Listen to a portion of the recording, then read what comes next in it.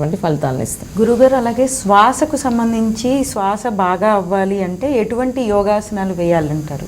శ్వాస ప్రక్రియ అనేటటువంటిది మనిషికి చాలా ముఖ్యమైనటువంటిది.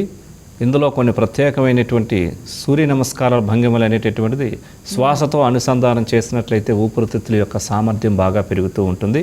శ్వాస యొక్క శక్తి మన యొక్క అభివృద్ధి చెందాలి అంటే మనకి ప్రాణాయామం అనేటటువంటిది బాగా చేయాలి. ప్రాణ ఆయామం, ప్రాణశక్తిని శరీరంలో పెంచడం.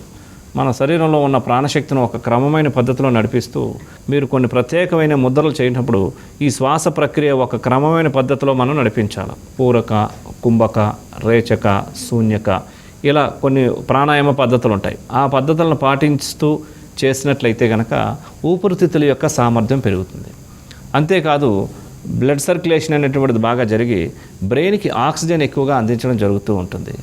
ఉదాహరణకి ఇప్పుడు నాడీ శుద్ధి ప్రాణాయామం చేసినట్లయితే ఇది మైండ్లో బ్యాలెన్సింగ్ అనేటువంటిది ఏర్పరుస్తూ ఉంటుంది. మెమరీ, కాన్సన్ట్రేషన్ అనేది బాగా పెంచుతూ ఉంటుంది. అదేవిధంగా ఇది స్ట్రెస్ను తొలగించడానికి, టెన్షన్ తొలగించడానికి, డిప్రెషన్ తొలగించడానికి, మరి హార్ట్ యొక్క మజిల్స్ యొక్క శక్తి ఆరోగ్యవంతంగా అవడానికి ఈ నాడీ శుద్ధి ప్రాణాయామం అనేది చాలా బాగా ఉపయోగపడుతుంది. ఇది ఎలాంటి ప్రదేశంలోనైనా చేసుకోవచ్చు.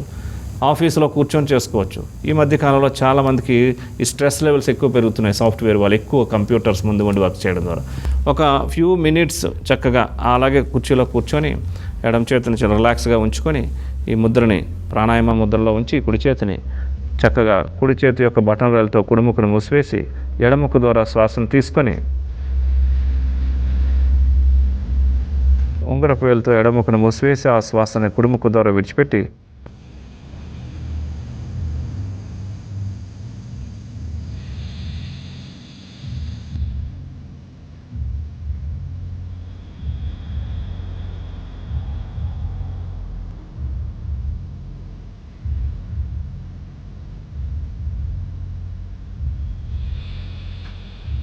ఈ రకంగా నాడీ శుద్ధి ప్రాణాయామం అనేటువంటిది చేస్తే మానసిక ప్రశాంతత అనేటువంటిది ఏర్పడుతూ ఉంటుంది. మానసిక ఒత్తిడులు అనేటటువంటివి పూర్తిగా తొలగించుకోవచ్చు. అలాగే కొన్ని భస్త్రికా ప్రాణాయామాలు, ఈ భస్త్రికా ప్రాణాయామం చేస్తే పూర్తిగా లంగ్ కెపాసిటీ బాగా పెరగడం అనేటువంటిది జరుగుతూ ఉంటుంది.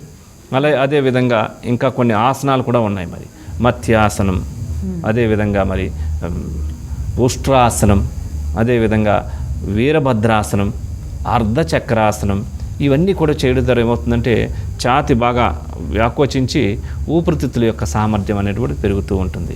ఆసనాలు చేసినప్పుడు కూడా మరి ఆసనం యొక్క భంగిమకి బ్రీతింగ్కి కూడా ఒక సంబంధం ఉంటుంది. మనం ఆసనంకి వెళ్ళేటప్పుడు శ్వాసను తీసుకోవడం, ఆసనాన్ని మళ్ళీ ఆ భంగిమకు వచ్చినప్పుడు శ్వాసను విడిచిపెట్టడం. సో ఆసనాలు చేయడం ద్వారా, సూర్య నమస్కారాలు చేయడం ద్వారా కూడా ఊపిరితిత్తుల యొక్క సామర్థ్యం బాగా పెరుగుతుంది. తద్వారా ఇమ్యూనిటీ పవర్ బాగా పెరుగుతూ ఉంటుంది. వాటికన్నా కూడా ప్రాణాయామాలు అనేటటువంటి చేయడం ద్వారా ఇంకా మంచి ఫలితాలు ఉంటాయన్నమాట. కొన్ని ముద్రలు, ఉదాహరణకి తలనొప్పి వచ్చింది అనుకోండి, ఆ తలనొప్పికి కొన్ని ముద్రలు ఉన్నాయి. ఆది ముద్రని, అదేవిధంగా మరి స్ట్రెస్ లెవెల్స్ తగ్గడానికి ధ్యాన ముద్ర, అదేవిధంగా వెన్నునొప్పి తగ్గడానికి మేరుదండ ముద్ర. సో అదేవిధంగా మోకాల నొప్పులు కానీ ఇంకా శరీరంలో బాడీ పెయిన్స్ తగ్గడానికి వాయు ముద్ర, ఇట్లా సున్నితమైనటువంటి కొన్ని ముద్రలు, ఆసనాలు కూడా రోజువారీ కార్యక్రమంలో మరి ఒక 15 నిమిషాలు 20 నిమిషాలు పెట్టుకొని చక్కగా చేసినట్లయితే చాలా రకాలైనటువంటి రుగ్మతల్ని ఈ యోగాసనాలు, ముద్రలు, ప్రాణాయామం ద్వారా చాలా సునాయాసంగా వాటిని